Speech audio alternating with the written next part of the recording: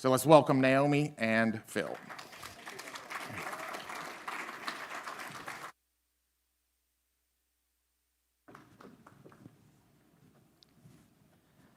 Actually, could you sit in that one? Yeah. Okie dokie. So I'll give another intro. That one was great. It was wonderful. We could add a few things, like Phil Zimmermann changed the world. So in the early 90s, Phil Zimmermann released a groundbreaking encryption program called PGP. Who has heard of PGP? We have the person who created it right here. It stands for Pretty Good Software. Yeah, give him a round of applause. Now, this software allowed people to protect their email communications with robust encryption. However, at the time, encryption was classed as a munitions, and the federal government accused Phil of violating the Arms Export Control Act. They investigated Phil for 3 years, claiming that spreading PGP around the world as free encryption software, he was engaging in munitions trafficking and jeopardizing US national security. So that battle went on for 3 years. And it goes down in history as the first crypto wars, not against cryptocurrency, but against encryption, waged by cypherpunks all over the world and those who identified simply as people who believed that privacy was a fundamental right. Phil published source code in books with MIT. He fought for code to be recognized as freedom of speech, and eventually, the federal government dropped their case. PGP became the most widely used email encryption software in the world, and thanks to his efforts to make sure that encryption tools remain available to the public, we now have the ability to protect our privacy. But once again, we find ourselves in another crypto war, with governments around the globe once again trying to undermine privacy. So please join me in welcoming Phil, the godfather of online privacy, as we discuss the battle ahead and what's on the line.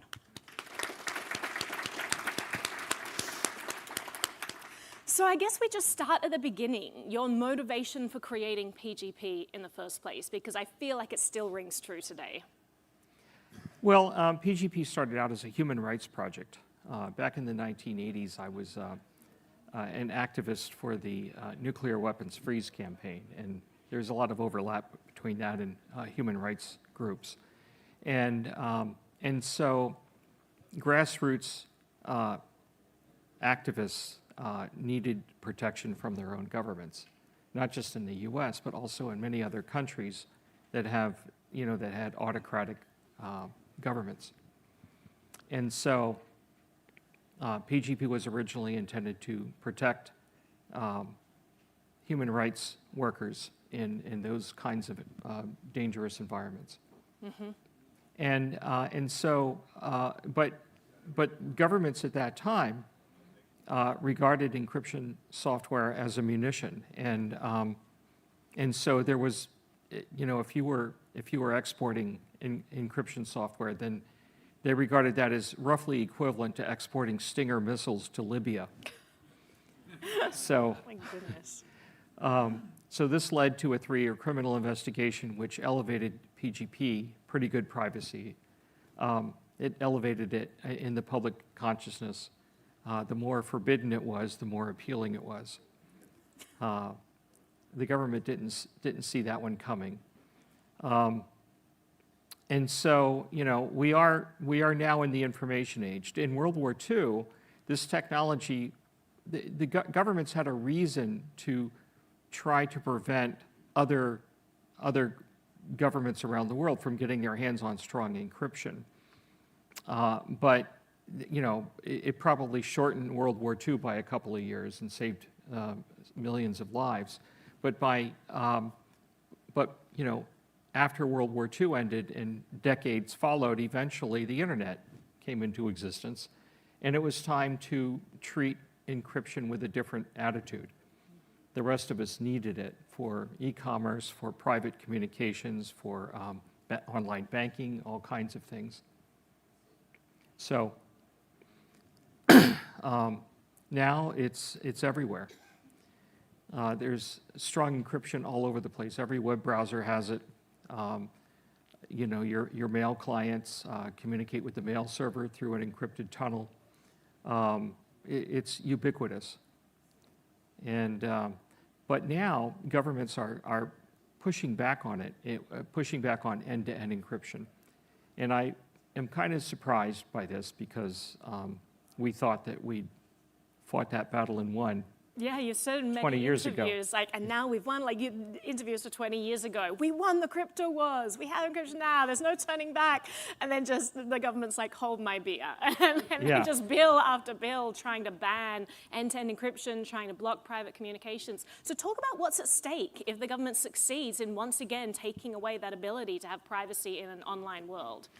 Well, you have to look at the totality of surveillance that we live in.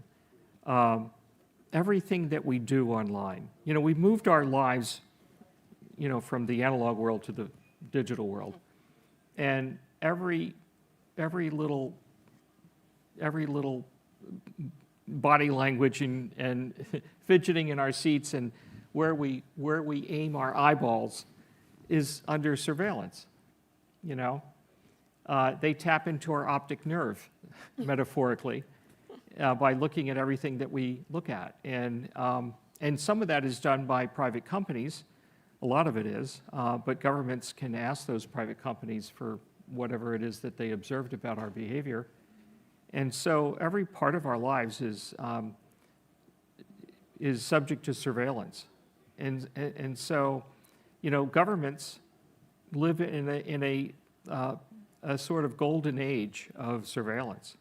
Everything that we do is surveilled. And so trying to hang on to just a little bit of our privacy by encrypting our email, our text messaging, our phone calls, this is possible, but it's only a few pixels left in this giant display. It's like the governments around the world have this panorama of visibility of observing us, and there's a few dark pixels left that are not illuminated, and they're complaining about those dark pixels, because we can make a private phone call or a private email or private text messaging, and they want to have all the pixels fully illuminated so they can see everything that we do. So we're trying to hang on for dear life to a little bit of privacy that we have left. And I mean, communications is that dark pixel the FBI is always talking about. We're going dark. And as you mentioned, we're absolutely not going dark. They're getting everything, but they just don't want us to have that last. Yeah, would they like to trade the world of surveillance that we live in today for, the world we had 30 years ago? Right. I don't think so. It's crazy. And so that ability to have private communications, really, if you think back before the digital age, we could all have private communications. You just have a conversation with someone outside of earshot of someone, and it's a private conversation. The government wasn't getting access. Human beings evolved in a world where almost every conversation was a private conversation. If you wanted others to hear it, you could move closer to someone who could overhear your private conversation. Otherwise, the natural way to talk to another human being is privately, If you just step away from the crowd that you don't want to hear it, you walk over there and talk, the people over here can't hear you speaking. So, I'd like to return to that.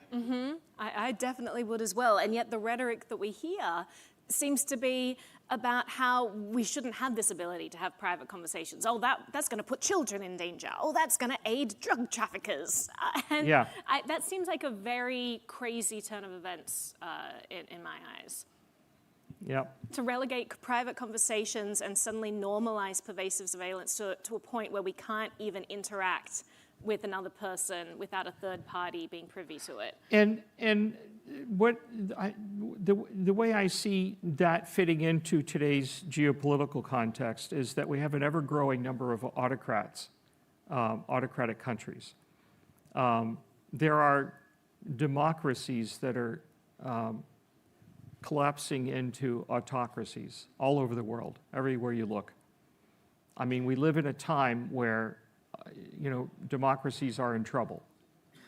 And it might be a military invasion like Russia attacking Ukraine, or it might be because somebody gets elected in a free and fair election, like in Hungary, for example. somebody got elected in Hungary, Viktor Orban, and then used his presidential power to seize control of the different parts of the Hungarian society, the courts, academia, the press, the election apparatus, until he became essentially a dictator that cannot lose an election. And it is possible for democracies to fall because of a free and fair election, but then they take control of more parts of society so that they become permanent autocrats. Now, back in the day, in the first crypto wars, fighting this battle, it was so important to you. First of all, you talk about missing mortgage payments while you were undergoing all of this. Like, this was an epic fight, but you continued this fight. You went above and beyond. You worked with MIT to get source code out because fundamentally you believed that privacy was a right and it was essential to a free society. So, today I just worry that we don't have a Phil Zimmermann of our era who is going to be willing to go against the most powerful adversary in the world and continue this battle for privacy. I really worry that we may be on a trajectory where we could lose the option of privacy if we don't really stand our ground. Are you worried about that? Yeah. I mean, to push back against autocracies taking over, privacy is one element of that, but there's other things that we have to do also as a matter of civic hygiene. We need to, some of it we can't solve with technology. Some of it we have to solve in policy space. So we have to try to regulate what happens. Not deploy 1 billion video cameras that have face recognition software behind the cameras, not creating an environment of surveillance that gives the government omniscience. We've never been in a world where governments have omniscience.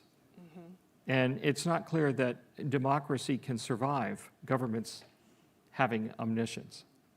So we have to push back against governments having omniscience.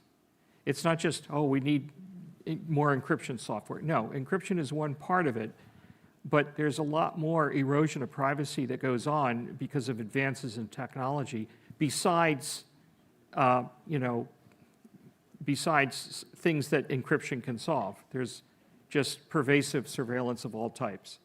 And then there's the fusion of all the surveillance data into a comprehensive total information awareness. And that, it's hard to push back in policy space against this because this is sort of a natural evolution of Moore's law. The human population is not doubling every 2 years, but the ability for computers to keep track of us is. So we have to push back in policy space. We have to push our governments to not deploy such pervasive surveillance. We have to try to regulate private industry from getting every little aspect of our behavior and putting it in a database and selling it to whichever government asks them for it. So, our work is cut out for us. We can't just solve it with encryption software. I did encryption software because that was the low-hanging fruit. I knew how to do that. Encryption was the easy part, says Phil Zimmermann. Yeah. We're going to need a lot more than that. Did you ever watch Batman? There's this great scene in one of the Batmans where he's like, I know how to catch the Joker. We'll tap into everyone's cell phones and we'll use sonar to figure out where he might be just by creating this entire giant mass surveillance network. And then Alfred's like, Batman, do you really think that's a good idea? And then he does it anyway, and he catches the Joker, and then he's like, what, but now I'm going to delete it. But I feel like that's the excuses governments always have. It's like, we'll just use it this one time because it's a very important time. After that, I promise that we definitely I'll be won't use it dictator again. for on day one, but not after that. Yeah, so like how do we survive in a policy world where the government's constantly justifying these tools because, well, we got to catch the Joker this time. It's more important this time. And what we're doing is what you said, we're systematized this apparatus that could be hijacked at any point in the future by any future autocrat and use it against the people. Well, in every case where we're asked to allow someone to get this kind of power, it's always couched in terms of something that is appealing to the masses. We have to do this to stop pedophiles. We have to do this for national security. We have to do this to achieve this goal that people generally agree with is a good goal. But once you build a system like that, then, now it's an incumbent system, and it's going to keep on being used for all kinds of things. It's irresistible to an autocrat.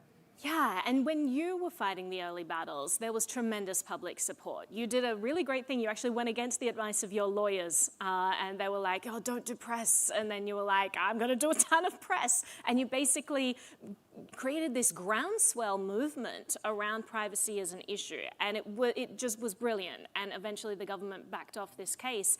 How do we create that groundswell movement? Because privacy is hard. Convincing people that they should fight for some future scenario, when right now the invasion of privacy in their lives is actually very convenient. That's a very hard sell. It's, we're getting the boiled frog treatment. It's hard to get people active against the erosion of privacy because, it has gradually eroded over the years, and now people think it's normal. How do you get people to push back against what now feels normal? I don't know. I'm hoping that you have Naomi, here's the key, and Don't here's get on how to Facebook. win. Follow these steps. Don't get on Facebook. Yeah, we have shifting baseline syndrome, right? The frog in boiling water syndrome. Otherwise known as the Overton window. Exactly. The Overton window has shifted, and now what we consider normal is what we've grown up with. And if you rewind 50 years and you realize how little invasion there was into people's daily lives, the difference is stark. And I'm just wondering if there's an easy way that we can kind of give people that comparison so that they realize how much their lives are interfered with. And maybe that might incite them to push back. Yeah. I always try to point to what autocrats can do with surveillance systems. In China, there's 1 billion video cameras in China. I don't know the exact number, but, there's facial recognition behind it. There's fusion of different intelligence sources on the Chinese population. And as a result of this, it's nearly impossible for any kind of political opposition to organize in China. And so, now this actually you still have a Chinese population that tries to push back. They just can't push back by organizing politically. So what they do instead is they have something called lying down. Lying flat, I think it's called in Chinese. And it just means that, you can't organize politically against this regime, so let's just become inert and not work, not seek advancement in our career, just subsist on the minimal amount of work that it takes to, get some food and not sleep in the streets. And this affects the Chinese economy.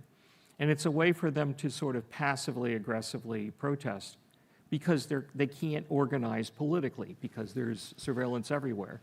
There's a social scoring system that punishes you if you do something wrong against the government. Well, people aren't doing things against the government. They're just saying, oh, I'm not gonna, it's sort of a passive protest. Mm-hmm. We need to have the ability to communicate with each other securely in order that if a government emerges that is an autocratic government, that we have some way to try to recapture control in the next election cycle, if there is a next election cycle. Yeah. I mean, for me, I feel like the best thing we can be doing is, one, changing culture, because we need to spread awareness about this. We need to, paint a picture like you just did of what future possible scenario looks like. And we also need to learn how to use privacy tools now, because, there may come a time when it's too late, when these tools are outside of our reach, when pervasive surveillance is so bad, we can't access these tools anymore. We can't download them because all of that's being monitored. So we need to be integrating these into our lives now and teaching other people.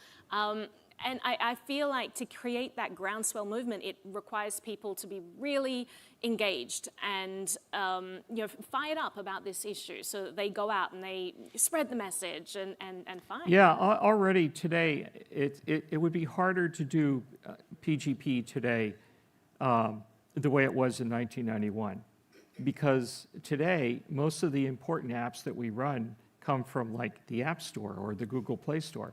These are choke points. Mm-hmm. And they, if Apple got pressured, it becomes a single point of failure. If Apple got pressured from the government not to allow some encryption software to be downloaded from their App Store, they could prevent that. There was a case many years ago where there was some piece of software, I don't remember what it was, that Russia objected to. And they asked Apple to remove it from the App Store for Russia, and Apple did. They did. And that was before Russia attacked Crimea. But now it would be obvious that, Apple would clearly see that that would be a mistake. But they did it then, and it sort of becomes easy to do when you have a choke point like that. Yeah, there are some egregious cases like that. China does the same thing. The US government does the same thing. I believe recently Australia asked for things to be removed, but it wasn't enough that they just removed things for Australia. They asked them to remove it for everyone in the world. Otherwise, people in Australia might use VPNs and bypass it. Like, we're getting to a system where governments are pressuring companies. Well, I would hope that, I talked with a member of parliament in Australia some years ago when they were entertaining some piece of legislation, which I think eventually passed, that would limit strong encryption in Australia. Yep. And so they were going to try to get Apple to remove strong encryption from their iPhones. But, Apple FaceTime is encrypted end to end. And so just imagine the reaction of millions of Australian voters that could no longer buy an iPhone in Australia. I would hope that would produce some effect on the next election cycle. I would hope, but as an Australian, I feel like they were just like, well, I could use my phone or I'll just watch the footy. She'll be right. So I'm not sure. So what are your parting words to the audience? If this is a crowd who cares about privacy, in the Litecoin community, they prioritize privacy. They're working on things to integrate more privacy into the monetary system. This is a crowd who could potentially go out and be activists for this cause. What advice would you give them? What's the next place that they could start? Well, I don't look at only the privacy aspects of this. I look at privacy I see as a tool to protect us from autocratic rule. It's not an end in itself. It's a good end in itself, but it also is a way of protecting us from, the bigger problem of government getting too much power over us.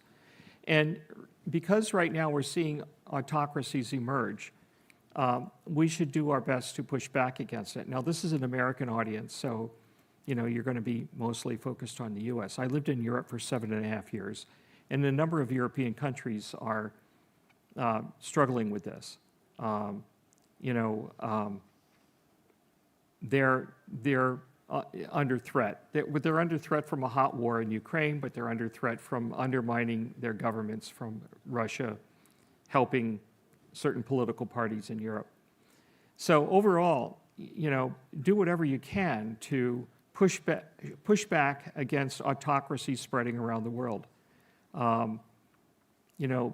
Try to resist social networks like Facebook rather, and try to make sure that we still have access to strong encryption, push back in policy space to try to prevent that stuff from being shut down. but there's also, the thing that worries me the most right now is we need to support NATO. We need to support the defense of Europe. We need to stop Russia in Ukraine. We need to prevent China from invading its neighbors. These are autocratic regimes that like to help other autocratic regimes. So, elect politicians that will encourage real democracies and fight autocracies at home and abroad. And encryption software is part of that, but it's only one part of it.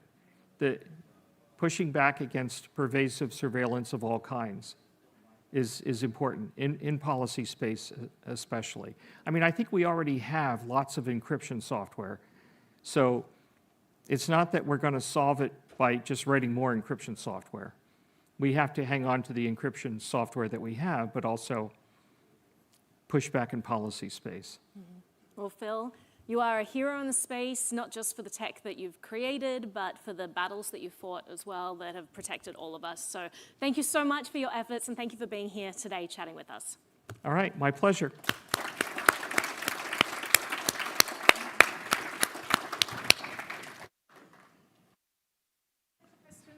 Oh, yeah, we should. It's like 30 seconds left on the clock, but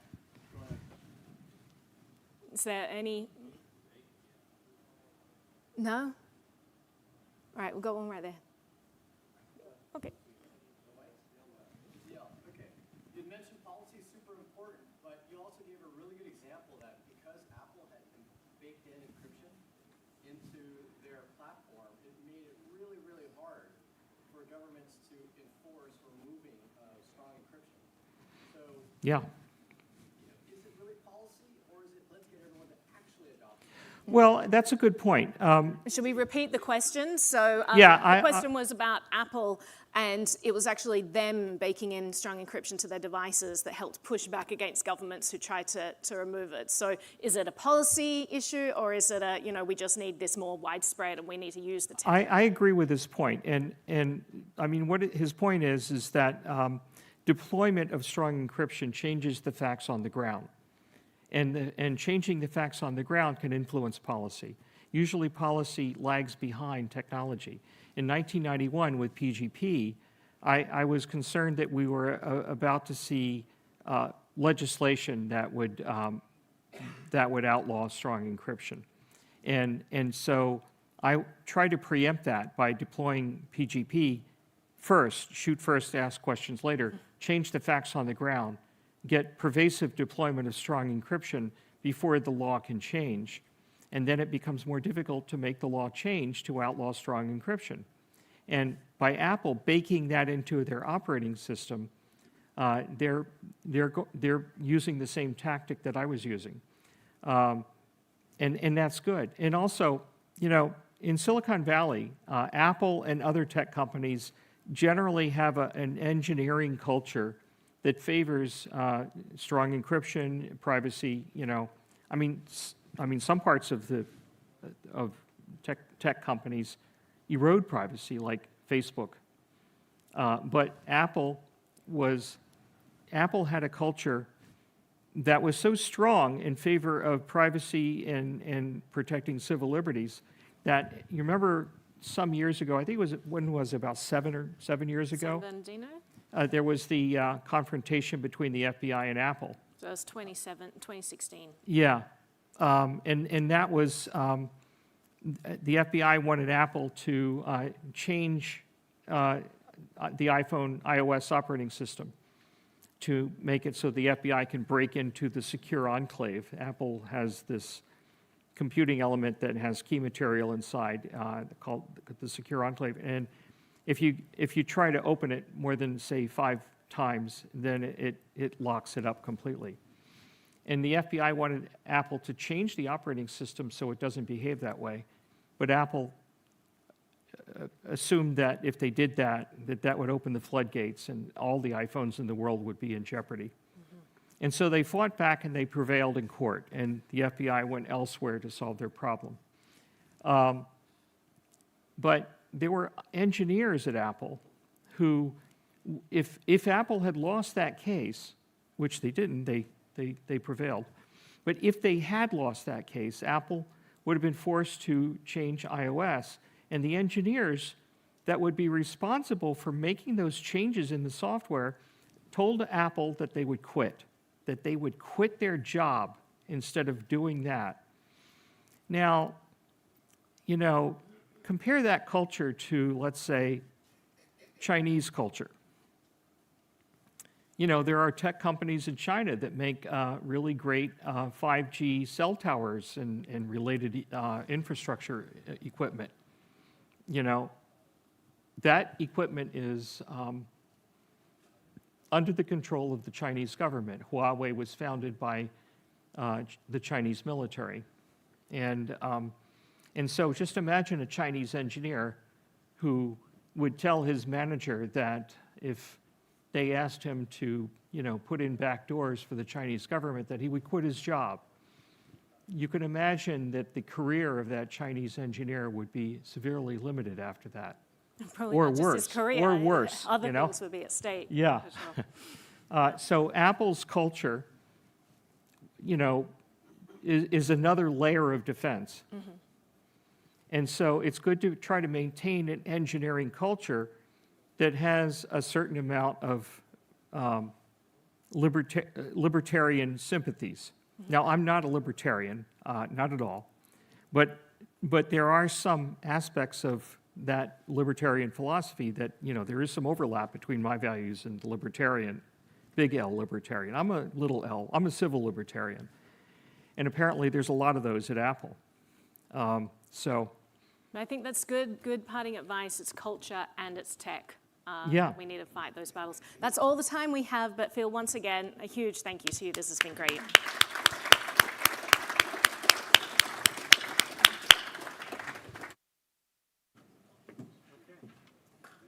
Great job. I feel like